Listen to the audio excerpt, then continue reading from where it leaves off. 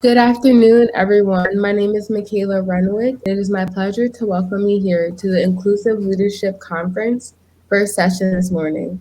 I would like to thank you for joining us today for Systems at Play. Who's here and who is excited to get started? Let me see some things in the chat. Let us know that you're here, and we're really happy to have everyone here today. Hey, guys. So I'm going to introduce our speaker for today. Her name is Grisell Perez-Carey. And Grisell Perez-Carey attributes growing up in various countries as the beginning of her passion for diversity, inclusion, and equity. Within her current role as assistant director within the Follett Student Leadership Center, she creates opportunities for dialogue centered on inclusive and equitable leadership with student leaders and oversees the development of programs to include the campus and local communities in conversation. Additionally, Grisell is the co-chair for Diversity, Equity, and Inclusion Committee within the Division of Student Affairs at the University of Texas at Arlington.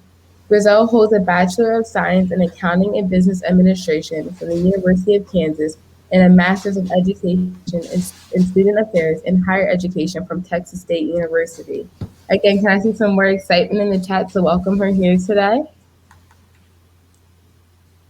So without further ado, please join me in welcoming Grisell Perez-Carey. Hello, everyone. It is a pleasure to be here with you all today. As Michaela said, I'm at the University of Texas at Arlington, but today I'm excited to be here with you all. So we were talking earlier about COVID presenting a set of challenges. However, one of the positives that has come out of this is being able to connect with people in different places through this virtual setting. So please, if you haven't done so, introduce yourself in the chat. And we're kind of monitoring that. I would definitely want to see who all is here. So a little bit more about me. My pronouns are she, her, and hers. And so I have the pleasure of focusing on leadership development with students at UT Arlington. And one of the things that we talk a lot about is systems and the way that they play a role in our leadership and our advocacy and our activism. So as you know, this session will really talk about analyzing systems through or using systems to really explore what our advocacy and activism can do. So here is a layout of what we will be focusing on. So we're going to do a little bit of an activity so I could get to know you all in this space. We'll identify some common language. We'll talk about systems and how they're all around us. We'll talk about ways that system thinking can be combined with other leadership models and theories, and then spend some time reflecting on the work that you all are doing and close out with questions and comments. So, all right. We are going to attempt to utilize a Jamboard. Let's see. Let me see if I can.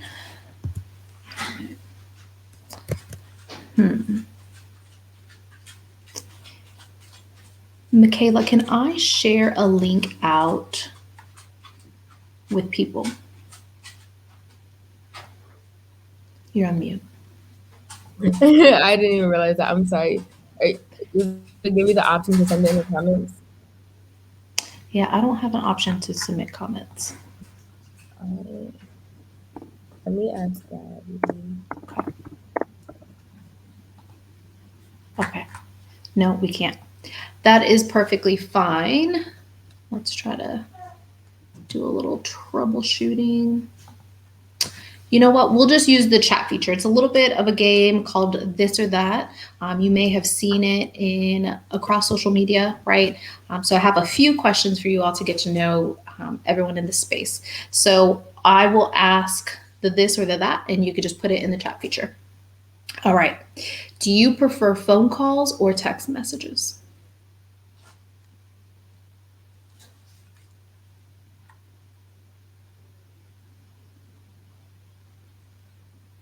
Text messages, calls, phone calls. We have a good mix. Awesome. Waffles or pancakes? I will admit that this one has been a little bit contentious in some conversations that I have had with people.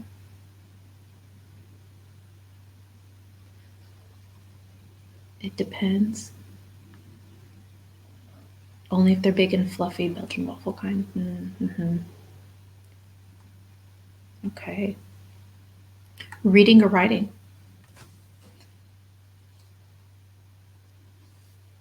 Oh, with chicken is good, Alexandria. I agree.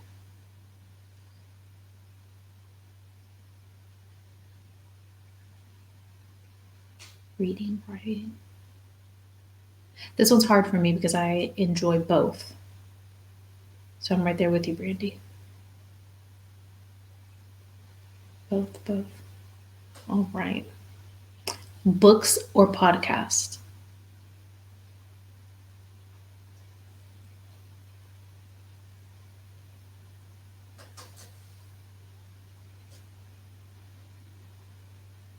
Okay, seeing more books than podcast right now.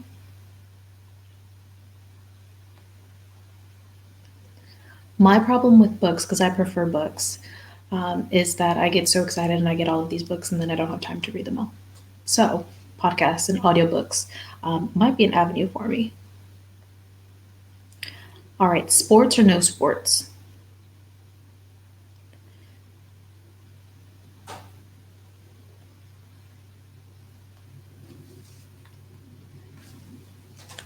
Sports. Okay.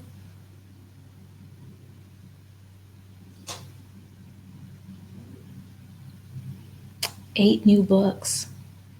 I would love to know what books you bought. Not a huge sports. Okay, so we have a good mix. All right. When you think about the work that you are doing around advocacy and or your allyship, are you more ride or die or wait to have questions?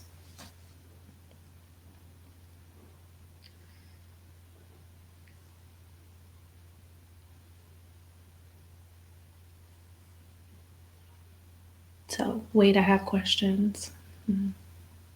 Ride or die.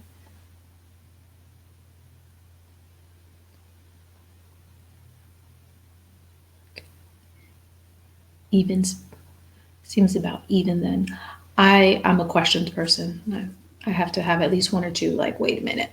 All right. And the last one we'll do for this is, are you an external processor, so you need to talk things out, or are you an internal processor, so you have to think about it before you kind of react or respond?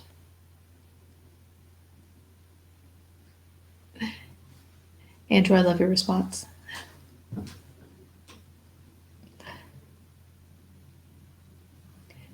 External. Okay. Internal. Okay. So I'm an internal processor like many of you, and so important for me to know because throughout this presentation I'm going to ask for you all to be thinking about things and providing some feedback, and so we'll know how much time to give in the chat as folks share out.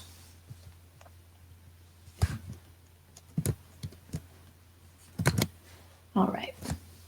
So for some of our conversation today, I want us to have somewhat of a foundational or common knowledge. And so here are a couple things or a couple terms that I felt like we should go over and identify what are some key pieces of it as we continue to have this conversation. So with advocate, someone who uses, engages in organized efforts aimed at influencing public attitudes, policies, and laws to create a more socially just society. Ally, someone who uses their privileged identities to support, validate, advocate for, and amplify the voices of those whose identities are marginalized. Activism, intentional action with the goal of bringing about social change. And co-conspirator, a person who collaborates or joins forces with others to achieve a mutual objective or work towards a common goal. As you look at these definitions and the way in which you utilize these terms, is there anything that stands out or that you feel is key for us to note? as we continue talking about advocacy, allyship, and activism.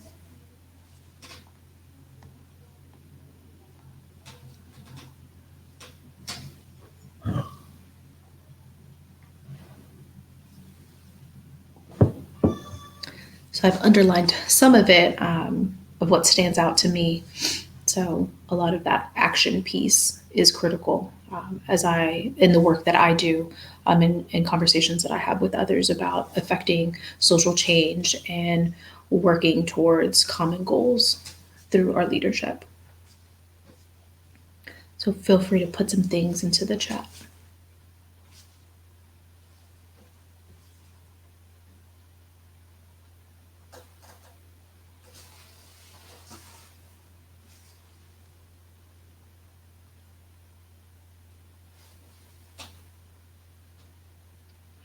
And as you're considering what some key elements are, think about where you fall in this. Are you an ally? Are you an activist? Are you an advocate? Are you all? Are you a co-conspirator? And let us know.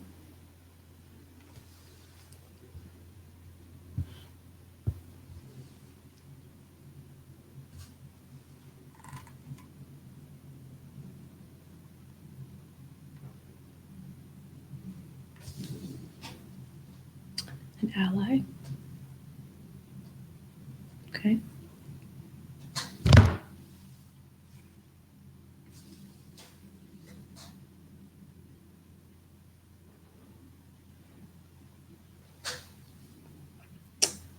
We'll wait for a couple others to respond in the chat. Try to be a co-conspirator, but I know that I'm not always perfect. Oh yeah, that's a huge one, right? I mean, I think that continued growth is important, right? And so I don't think that we could ever fully be perfect, right? Leadership in and of itself calls for us to continue to grow.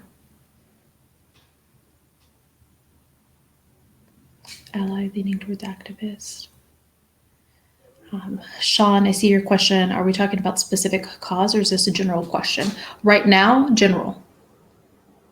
We'll switch over to specific causes in a couple seconds. Ally. Okay. So now I do want you to spend a little bit of time considering what social issues are you passionate about, the work that you're doing, and where do you fall in line with that?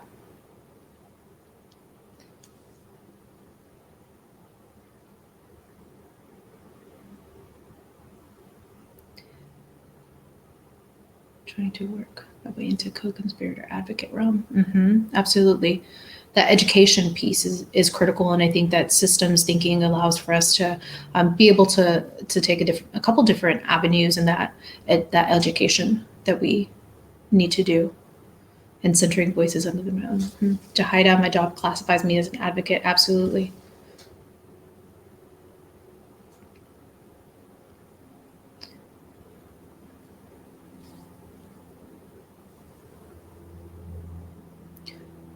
The freedom of justice and equality movement for African people all over the world.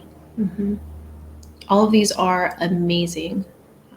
So I want for you to continue thinking about this for the rest of the presentation and in ways that systems thinking could advance the work that you're doing within that, right? Whether you are an ally, an activist, a co-conspirator, an advocate, wherever you lie within these, continue thinking about this social issue that you just talked about.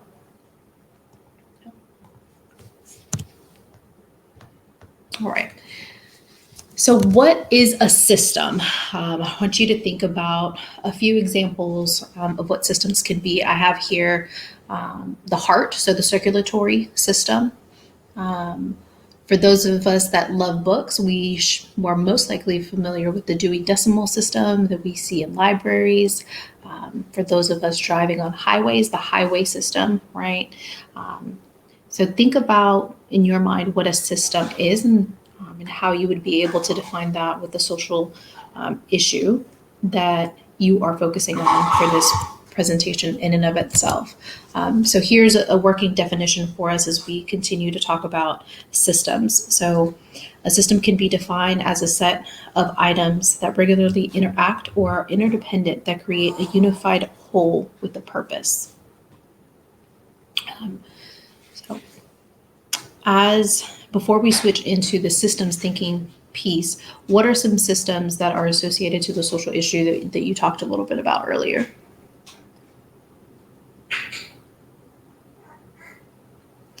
Absolutely, Amanda, they are multi-layered. Mm-hmm.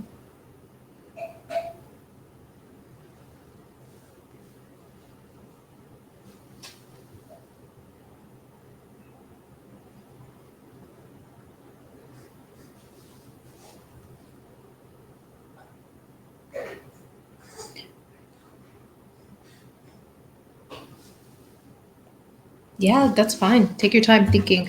I think that for some of the work that we're doing, a lot goes into it, right? There's a web, right, that we could go through, different options. So healthcare inequality, the housing system. Mhm.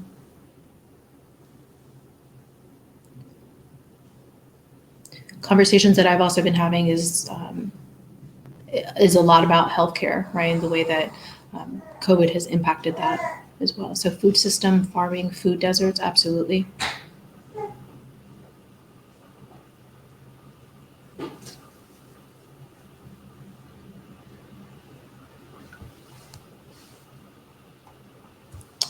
So I'm going to ask for you all to conduct a systems test. And so as researchers, we're trying to decide on what is the definition of systems thinking in and of itself. They created a test to see if it was systems thinking definition, right? And so I think that as we start to identify some of these systems, it's important for us to be able to pull these things. So I want you to spend about 3 to 5 minutes kind of drawing out or writing out some of these components for the system in which you all have selected, right? So identifying the purpose, a few key elements, right? There's multiple elements that go into all of these systems, right? And so just identify maybe the top three or the first three that come to mind, and then what are some interconnections within that. And so purpose defined as the function or the goal, thinking in a way that can be clearly understood and relates to everyday life. With the elements, they manifest as characteristics, and then the interconnection, the way that they interact with the elements and feed into each of them. So it could be about 3 minutes.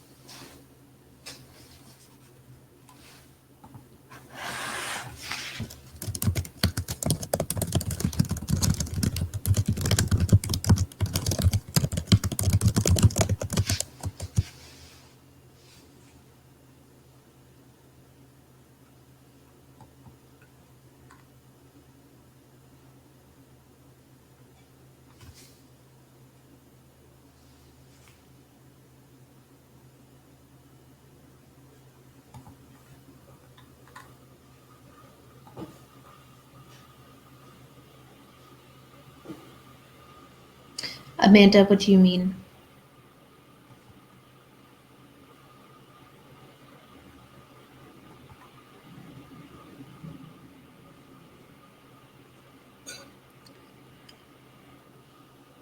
I would say in whatever way that you feel like it would be helpful to consider it. with the social issue that you kind of mentioned before.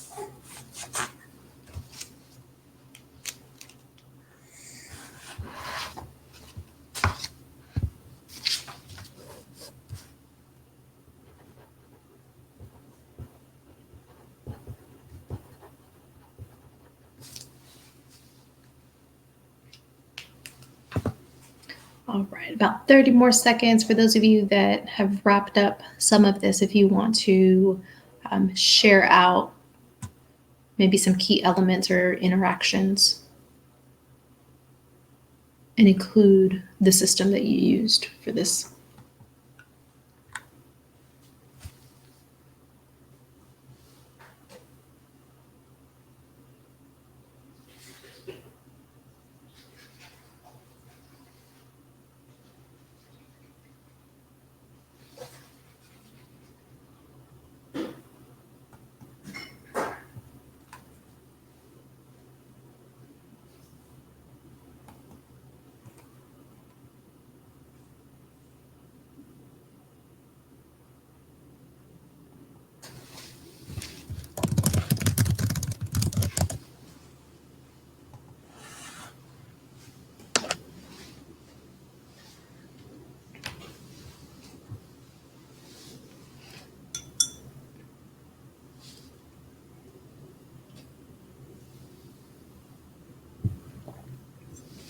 So I'd love for folks to share out in the chat.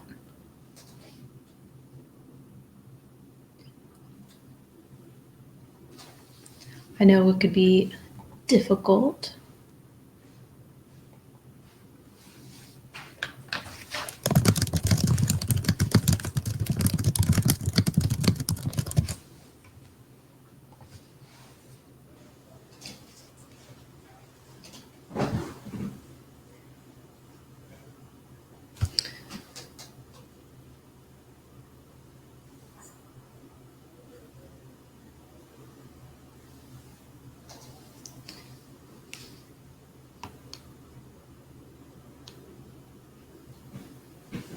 So I'll use the circulatory system. By no means am I a doctor, right? But when I think of the circulatory system, the purpose of it with blood, right, to be able to give our entire body, right, the blood that we need, the different elements that it has, whether that's the different valves and its path, right, and then the way that it connects with all of our organs.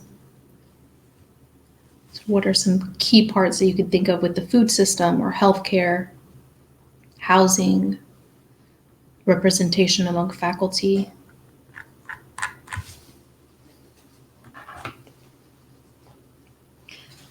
I know that this test in and of itself isn't always the easiest, right? Interconnectedness.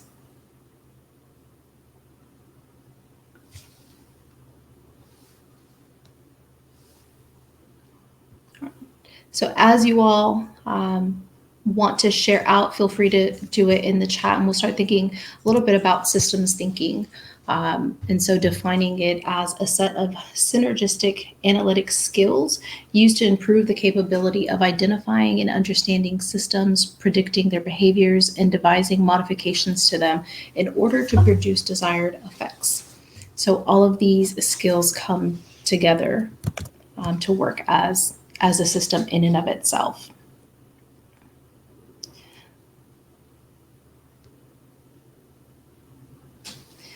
So as researchers have continued to talk about what are some things that systems thinking, or what definition we could use of systems thinking, there was a lot of overlap that was coming up. Could you use an example? of your own first. In terms of the system, Amanda?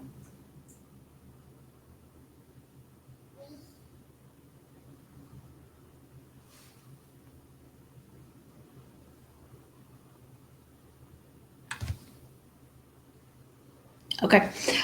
So let's see. Let's go with the educational system, right? High level, switch back. So the purpose is to educate, right? Um, educate our citizens and our community, right? And so the elements of it could be different levels of education, whether it's lower ed, higher ed, and then the interconnections would be access, um, collaboration, right? Funding, the way that our government plays a role in it. So, high level, quick idea off the top of my head. Offering support services to give families equitable chances to strive. Mm-hmm.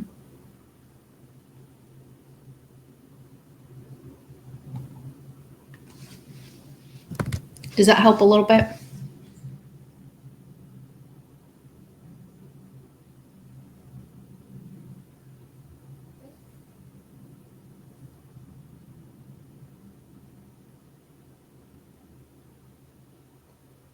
Mm-hmm. Housing system, the purpose is for residents to have reliable and affordable shelter. Access and hiring, opening job selection to more diverse pool of teaching faculty. Mm-hmm.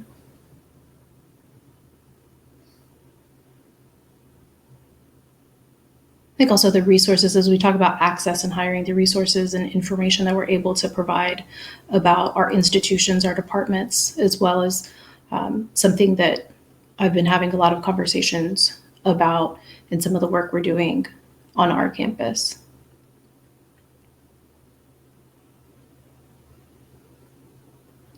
Offering free ESL classes for adults. Mm-hmm.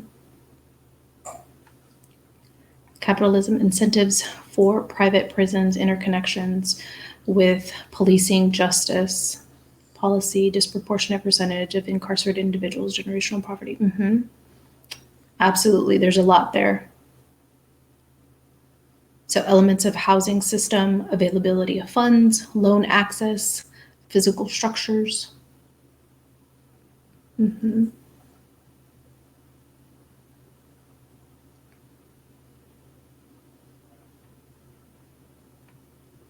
These are great. Keep putting them in the chat, um, and especially as we start talking about some components to consider when we're thinking about systems thinking. So recognizing the interconnections, identifying and understanding the feedback, right? So how is it that we get that cause and effect piece, right? And so in our advocacy, in our activism, in our allyship, understanding this is critical for us to know where is it that we could pivot, where can we affect change, right? And so understanding the structure of the system in and of itself.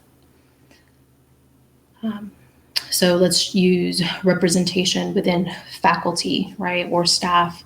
Understanding that entire structure is critical for the conversations that we're having with applicants, the way that we're recruiting and whatnot. Differentiating types of resources and variability in them, right? And so we talked a little bit about the funding piece in the housing system, identifying and understanding non-linear relationships.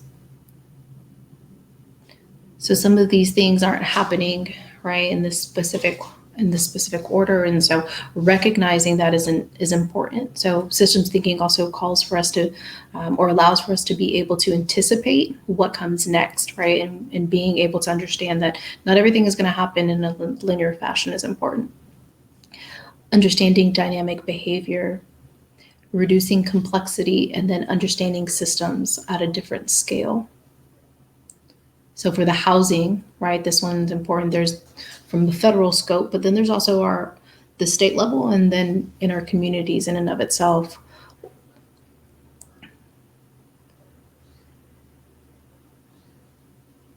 When we talk about representation in faculty and in staff, right? What we do at our department level could look incredibly different than at the university institutional level, right? And so making sure that we understand the system at the different scales.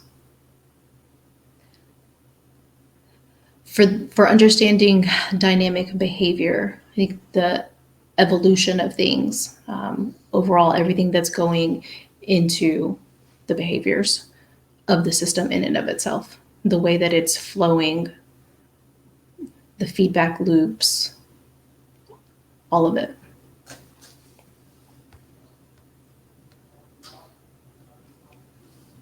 Nonprofits relying on donation from profit companies. So in order to reduce the complexity, part of it is recognizing all of these pieces and being able to see the system, right? And so in what ways can we then work towards streamlining some things, right? And just that continued education, I think, is powerful in that reducing complexity. I think also when we're able to see it at different scales, if I understand the way that the system affects the work that I'm doing with my student organization,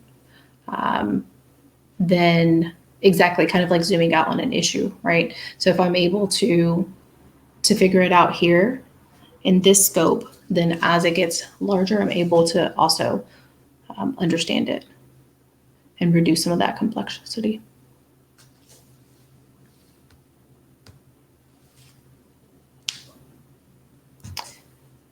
So with that, a lot of the work that I do with my students, right, and as we're talking about advocacy and their leadership and activism, is really looking at the way that other theories and models also fit in with this notion of systems thinking. So we'll kind of go through a few of them, and I'd love to see in the chat the way that you all could see that overlap and the way that it could affect. So when we talk about change within the social change model,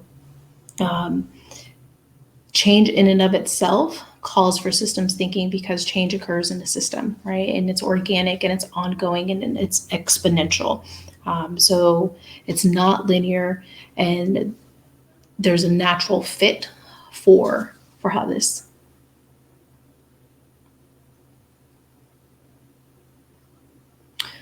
Gabrielle, an advocate and activist work. Would their work reduce complexity in promoting diversity, equity, and inclusion when it comes to social justice issues? I think it certainly can, right? That's always the goal for us to be able to affect change, right? And bring more people in order for us to be able to then affect social change.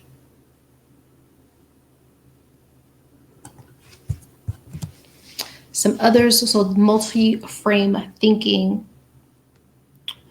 This calls for us to engage in the ambiguous, the complexity of organizations.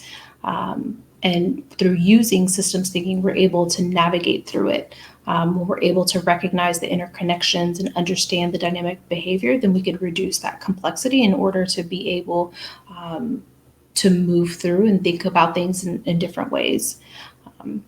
This also, the multi-frame thinking also calls for us to understand who the systems were created for, which is incredibly important in the work that we're doing for social justice. Also, it calls for us to think about the impact of the policies and practices that we have in place in order to ensure that we aren't then perpetuating some of the problematic behaviors that are being done within our communities to replicate oppression, domination, and inequities embedded into systems.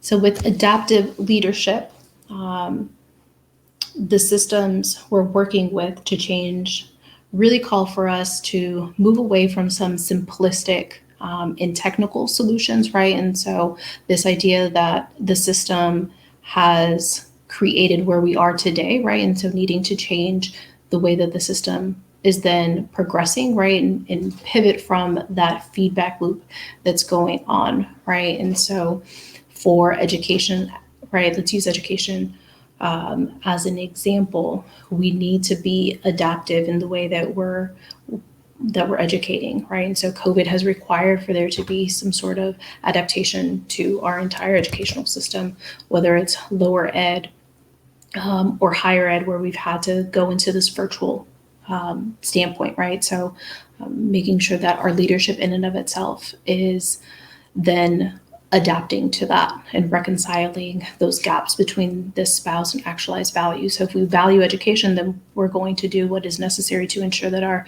citizens, our students are getting educated, right? Amanda, no need to apologize. We will make sure that we add examples as well. So adaptive leadership in and of itself also requires there to be some fluidity, right? So that's a key piece as we talk about that. The law of requisite complexity. So earlier when I talked about those simplistic solutions that we're trying to find, right? If we keep trying to push for us to just go back into the classroom without considering all of the challenges that poses and the health risks, right? And we go back to those simplistic solutions, and we're not willing to continue to see how the curve goes or be challenged and face the difficulties, right? We're not going to be able to be on this other side of the bell curve where we're able to continue educating our students, right, in a safe manner for our educators and the students that we're serving. So the law of requisite complexity also fosters interaction and interdependency and injects adaptive tension to help motivate others. So in our advocacy and our allyship and activism, that motivation and that passion that we need is critical. And so when we're able to push through those challenges, it's important, or that allows for us to continue on with that.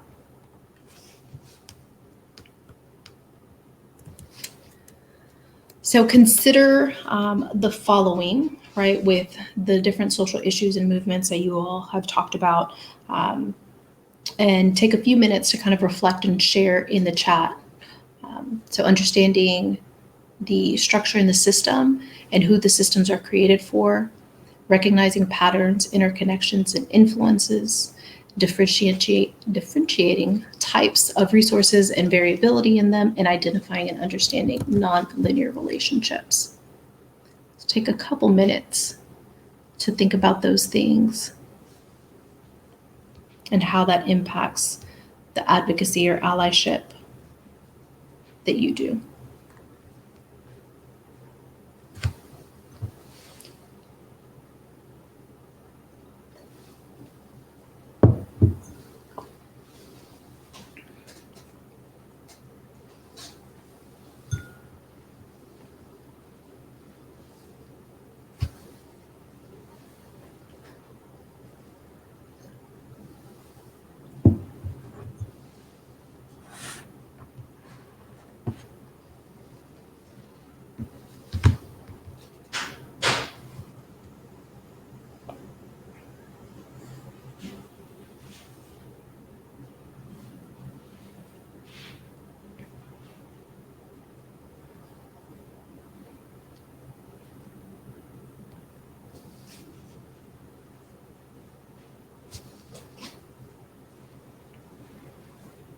Companies profiting off of social movements while underpaying their employees of color. Absolutely. Mm-hmm.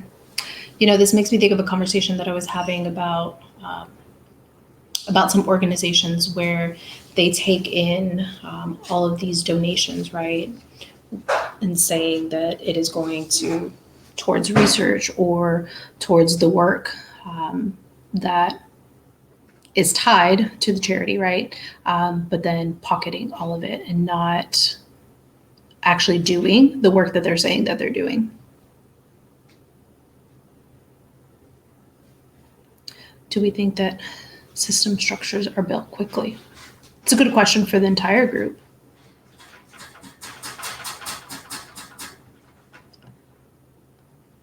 I would say that some of the systems that I'm thinking of in the work that I do, or conversations that I'm having with students, are ones that um, were built slowly, right? Or that are at a federal level, right? So systems that were created through legislation, and so over time, those have changed, right?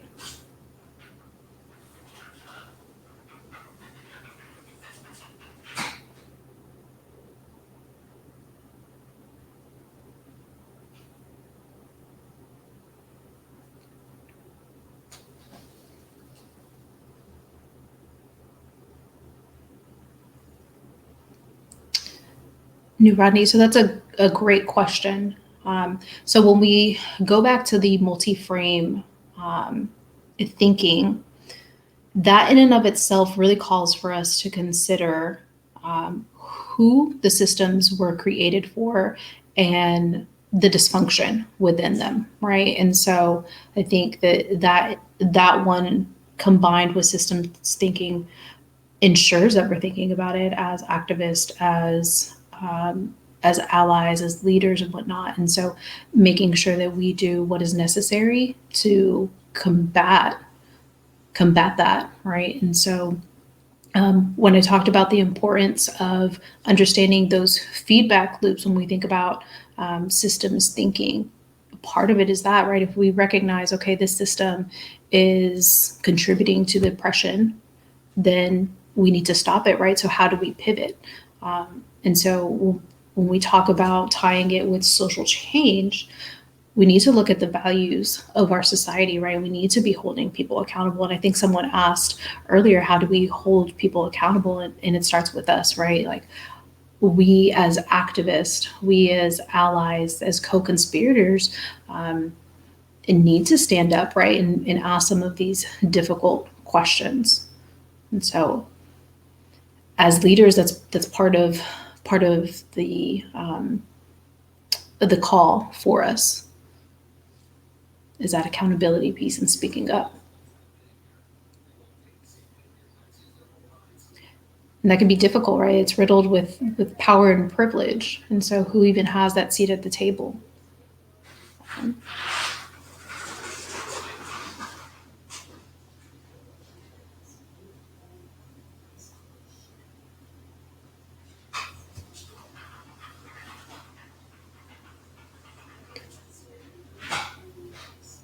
So Amanda, if systems are built slowly, can they be disrupted quickly, or is the disruption slow as well? So I recently attended a conference where we talked about different advocacy archetypes, and so the one there was various, right? And so the one that resonated the most with me is one where we make slow changes, right? And so understanding that change doesn't come overnight, right? And so I think that for me, I see that the disruption is over time. And so when we talk about the different scales in the system, what can we disrupt within our spheres of influence, right? Whether it's a student organization, whether it's your department, how can we disrupt some of these behaviors and interrupt that oppression in order for us to affect change, and then that trickles on. So as I was speaking to some of my students in a leadership course that I teach, told them, you're here now in this space on a college campus, but I know that one day you're going to be an administrator at a school, right? Or superintendent, and have that platform. And I know that the other student was going to go on to be a nurse, right? And has ambitions to go beyond that. And so I think that is a way that we're able to work with students in order to disrupt the systems slowly over time.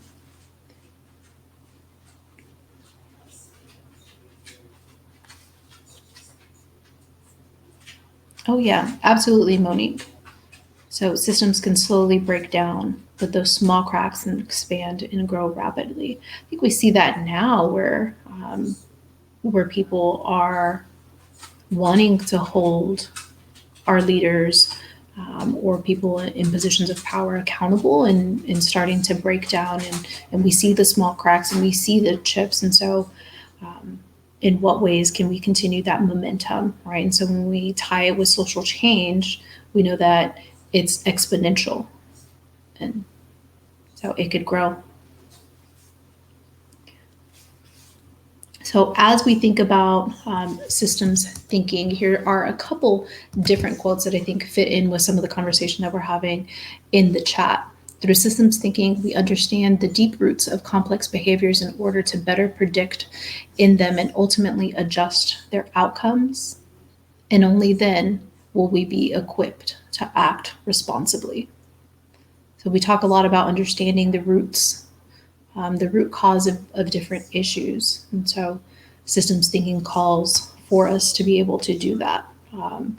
And through understanding the system and those interconnections and the dynamic behavior and trying to reduce the complexity of it, as we continue to understand those components of the systems, then we're able to act responsibly and in a way that can advance the work that we're doing and reach that common goal.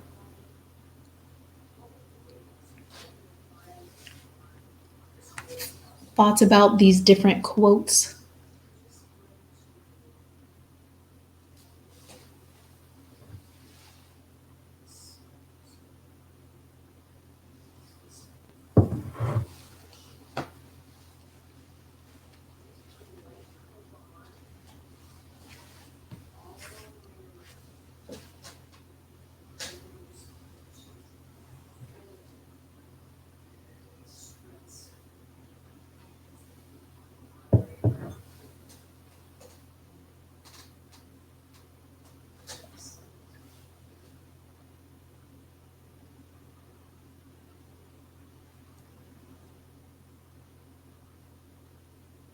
Amanda, do you want to share out a little bit more about complex adaptive systems?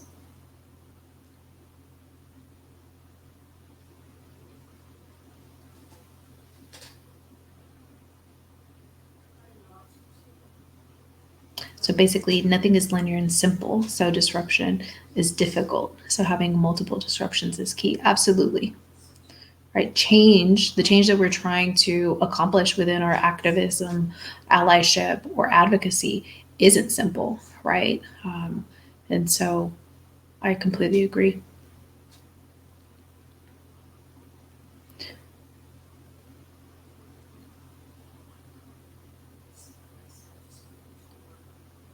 I like the point related to prediction and looking for the signs that are present that alarm us and pinpoint problems within the system. Mm-hmm.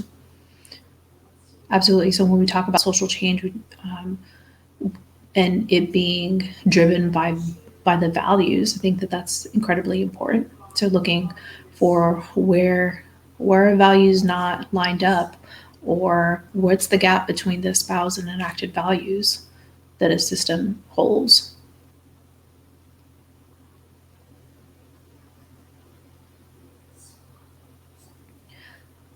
So Daniel, is this a theoretical framework that could be put into action? Systems thinking, part of an intellectual system that has gatekeepers.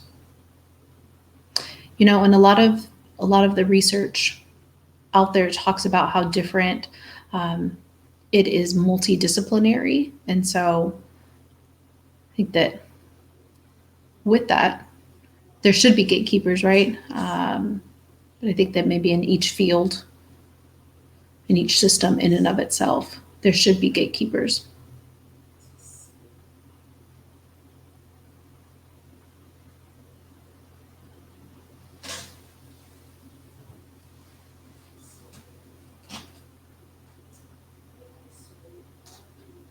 So, Jacqueline, what would you say to someone who wants to be an activist but feels defeated in the root issues being deeply embedded into the system?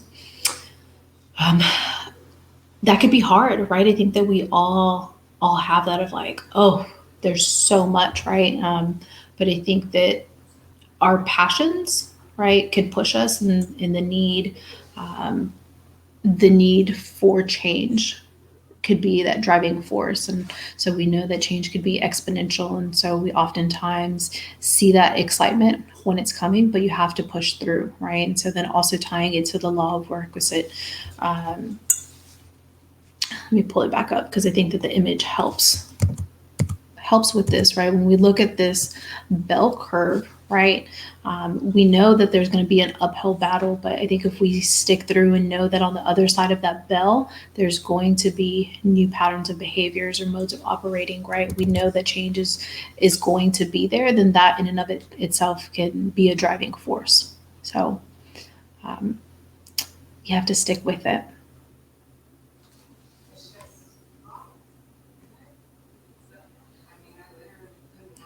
This process of unlearning, absolutely. I think that a lot of the conversations that we saw throughout summer and since then is about how do we unlearn some of these problematic behaviors or thoughts that we have when it comes to race, right, and overall injustice. How do we identify what our biases are in order to then change that and rewire our brain?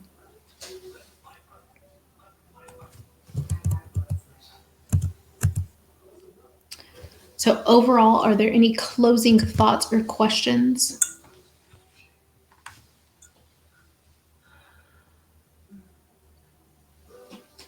Mm, that's a good question, right? So when we talk about how many of these systems weren't created for certain people, right? We could use the judicial system, right? Let's look at how policing began. Let's look at the roots of that and identify who it was created for and how do we create a new one, right? And so this is where voting is important, right? So being able to understand the philosophy that different legislators have could be important for this one as well.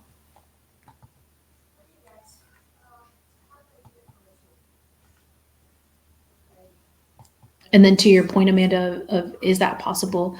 I think that it takes all of us, right, to mobilize in order to affect that change.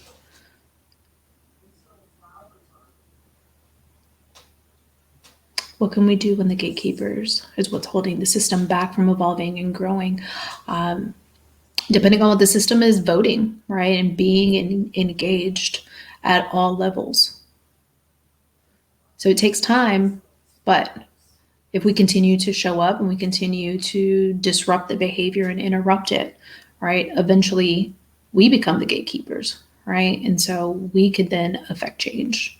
And if we call for accountability, that could also affect change.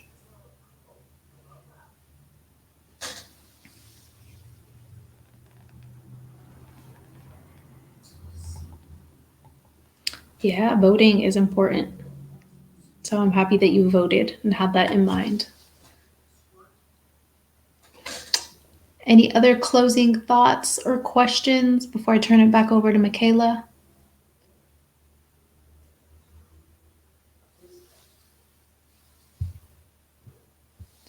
I certainly have enjoyed our conversation today. And so, if y'all want to continue engaging in conversations centered on this, or if you want a copy of the PowerPoints, I'm happy to send that over. So, my email address is there. You could also find me on LinkedIn. So, thank you. Oh, Amanda, I see your question. Where should we learn more? I am happy. If you send me an email, I'm happy to send you some of my sources that include researchers from different areas as well as social change model. All right, thank you so much, Grisell, on such a great session. It gave me so much to think about. The Inclusive Leadership Conference would love to know your take always and what you thought. You can do so by rating the session down below. Any feedback and insight is always helpful to ILC and Grisell. Please give it up in the chat one more time for Grisell Perez-Carey. Don't forget to participate in games and post on the wall to earn prizes. I heard a rumor that you won't want to miss them. Also, follow us on our social media at TU Leadership, at Temple Diversity, and at Klein Go. That concludes our session. Please make sure you meet us later today for our featured speaker, Chuck Okay, with Finding Control, Adapting to the Unknown at 3 o'clock. Thank you guys.